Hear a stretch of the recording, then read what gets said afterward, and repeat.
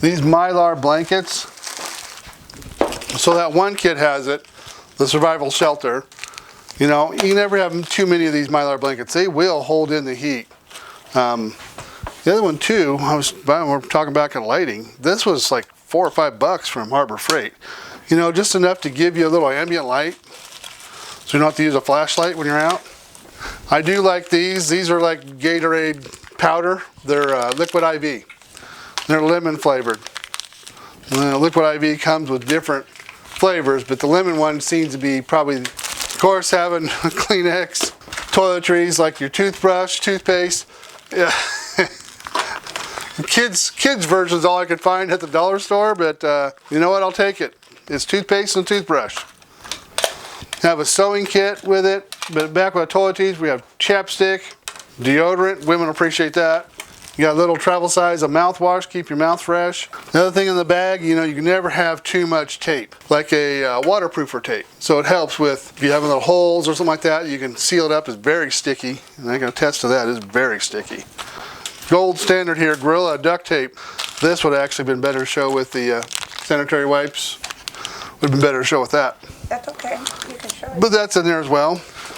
These little things here, the paracord, I'm not sure I trust this compass or this fire starter, because it does have a fire starter in it. And there's your Ferris rod, and I don't know how anybody would use that to start fire. But it does have it, so I guess if you were cold enough and motivated, you could probably make her work. This does have a little whistle on it too. You have waterproof matches. Also have a little container of waterproof matches. You have a real Ferris rod. Have a backup Ferris rod. And these are brand new, so I haven't scratched the stuff off them. And I'll tell you right now, that would be easier to do with a knife than it would, back of a knife, than it would be to do this thing. Then of course, lighters. Good old trusty lighters.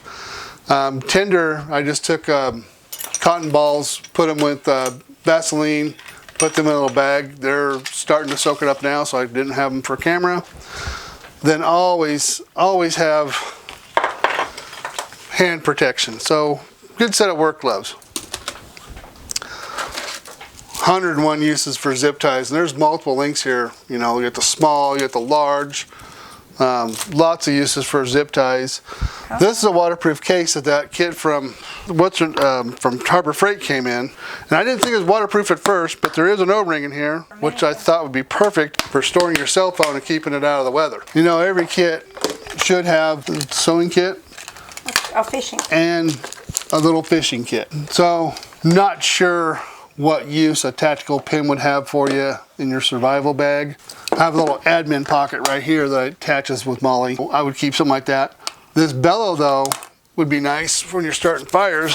You can direct that breath right in where you need to and get it nice and hot, stoke it fast. Why don't you grab one of the bags, we'll show you what bag we're putting it all in. Bags like this right here. So these were also bought off Amazon. Got lots of Molly attachments. Got lots of places. You can even have a water bladder if you want. Well, I didn't talk about these. Having spare clothing, extra socks, wool hat. Those are wool socks. So change of pant or change of socks. So you have this one for like protecting your neck from the cold. No, it'll be definitely, you know, nice wool cap to keep your head warm. And as you can see, it's right now, as we're just kind of into spring, we're just kind of setting up for summertime weather. What I will suggest is in the summer, we'll switch out to, they make shirts that are, you got sun guard long sleeve shirts with a little hoodie that are made of a lightweight material. I'll put a little link up there for them. Not super expensive. And then a pair of long, you know, lightweight long pants for summertime. We'll do that as well. They have performance underwear that you can, you know, put on to help keep you, you know, wick the moisture away from you. All this stuff is just, I watched a show with Dennis Quaid called Grid Down, and our infrastructure is, for the power grid, is so weak that, you know, it doesn't take but 9 substations to go out for the entire United States to lose power. I would recommend, if you haven't seen that yet, to watch it. It's very interesting, very eye-opening. And without power, you know, your city services will stop, you know, your water taps won't work. The sewer needs the power to pump wastewater and treat it. Power goes down, how much gas you carry on you is going to determine how far you can get away, because that all requires electricity. So this is just a brief of our go bag, basically, our 72-hour bag. It's kind of like having a gun. You don't, and I didn't pack the ammunition here too, I should say that. So firearms should be part of your plan. Pistols, I don't know about walking around with a long rifle, but if I can, I will, because, they're useful for hunting. They're useful for getting food. So having, the ability to carry ammo with you in this bag is going to add some weight to it, but it's also going to be necessary. Having a sidearm is going to be there to protect you and offer you a little bit of defense. I hope that brings you, well, I didn't bring the first aid out because it's a bigger bag, and, it should carry, good point, talk about that. So it should carry stuff for colds, cough medicine, anti-diarrheal medicine, Tums, heartburn medicine.